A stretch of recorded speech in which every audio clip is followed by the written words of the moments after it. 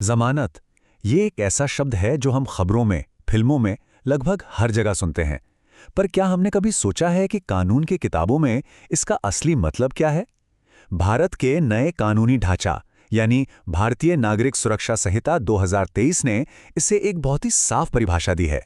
तो आज हम इसी परिभाषा की परतें खोलेंगे। हाँ, मानता हूं। ये कानूनी भाषा पहली बार में थोड़ी भारी भरकम लग सकती है। कई ऐसे शब्द हैं जिनका मतलब तुरंत समझ नहीं आता, लेकिन घबराने की कोई बात नहीं है। चलिए इस कानूनी पहेली को एक एक टुकड़ा जोड़कर सुलझाते हैं और देखते हैं कि इसके पीछे का असली मतलब आखिर है क्या। तो इसे ठीक से समझने के लिए हम इसे कुछ हिस्सों में तोड़कर देखेंगे।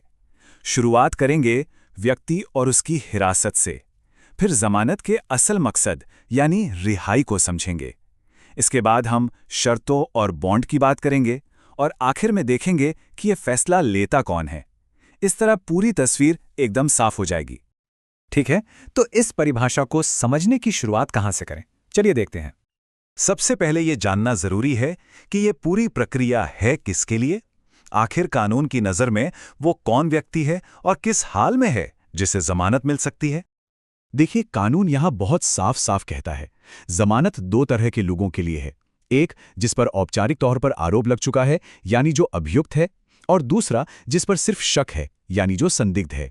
लेकिन एक और बहुत जरूरी शर्त है, उनका विधि की अभिरक्षा यानी लीगल कस्टडी में होना। तो इसका सीधा सा मतलब ये हुआ कि जमानत की बात तभी शुरू होती है जब कोई व्यक्ति कानूनी शिकंजे में हो, चाहे उस पर आरोप तय हुआ हो या सिर्फ शक हो। अगर वो पुलिस की गिरफ्त में है या जेल में है, तभी जमानत का सवाल उठता है। ये है पहला और सबसे जरूरी पॉइंट। ठीक है, तो व्यक्ति हिरासत में है, पर जमानत का असल मकसद क्या है? कानून इसके जरिए क्या हासिल करना चाहता है?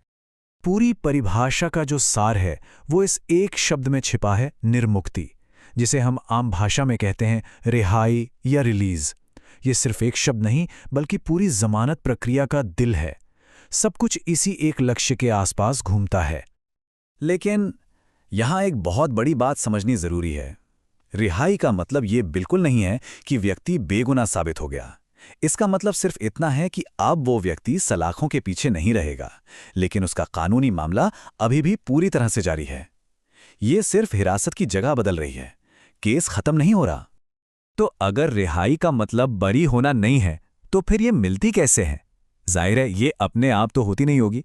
कानून ने इसके लिए एक ठोस तरीका बनाया है, कुछ शर्तें और कुछ वादे जिनके पूरा होने पर ही रिहाई मुमकिन होती है। और ये हैं वो दो चीजें जो इस प्रक्रिया का आधार हैं। पहली, अदालत या अधिकारी कुछ शर्तें लगाता है, और दूसरी, व्यक्ति को उन शर्तों को मानने का एक औपचारिक वादा करना पड़ता है, जिसे बंद पत्र या जमानत पत्र कहते हैं।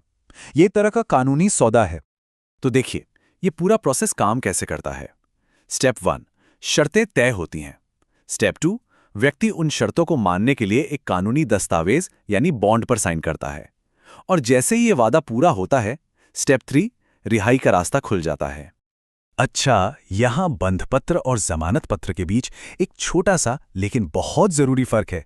बंधपत्र यानी बॉन्ड एक तरह का सिर्फ वादा है, लेकिन जमानत पत्र यानी बेल बॉन्ड इससे एक कदम आगे है। इसमें अक्सर पैसे या प्रॉपर्टी की गारंटी भी शामिल होती है। मतलब ये एक तरह की सिक्योरिटी मनी है, ताकि ये पक्का हो सके कि व्यक्ति अपना वादा नहीं तोड़ेगा। तो हमारे पास व्यक्ति है, मकसद है और पूरी प्रक्रिया भी है। लेकिन सवाल ये है कि ये सारी ताकत किसके हाथ में है? ये फैसला कौन करता है कि जमानत दी जाए या नहीं? कानून इसके लिए दो लोगों या संस्थाओं को ये अधिकार देता है, एक अधिकारी और एक न्यायालय।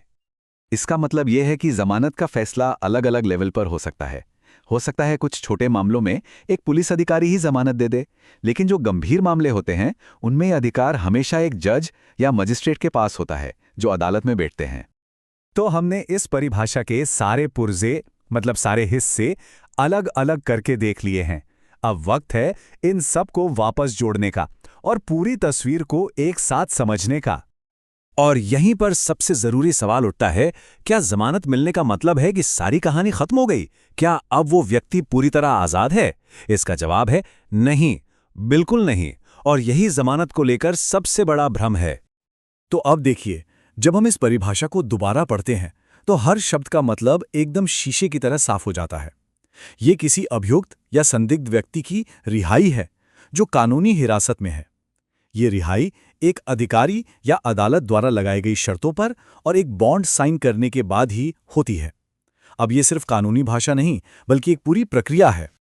तो आखिर में जो सबसे बड़ी बात हमें समझनी है वो ये है, जमानत बेगुनाही का फैसला नहीं है। ये तो बस कानूनी हिरासत से शर्तों पर मिली आज़ादी की तरफ एक बदलाव है। ये कानूनी लड़ाई का अंत नहीं बल्कि सिर्फ अखाड़े का बदलना है। और यही संतुलन व्यक्ति की आज़ादी और न्याय की प्रक्रिया के बीच हमारे कानून के दिल में बसा है। अगली बार जब जमानत शब्द सुने तो याद रखिएगा, यह अंत नहीं बल्कि एक नई शर्तों से बंधी हुई शुरुआत है।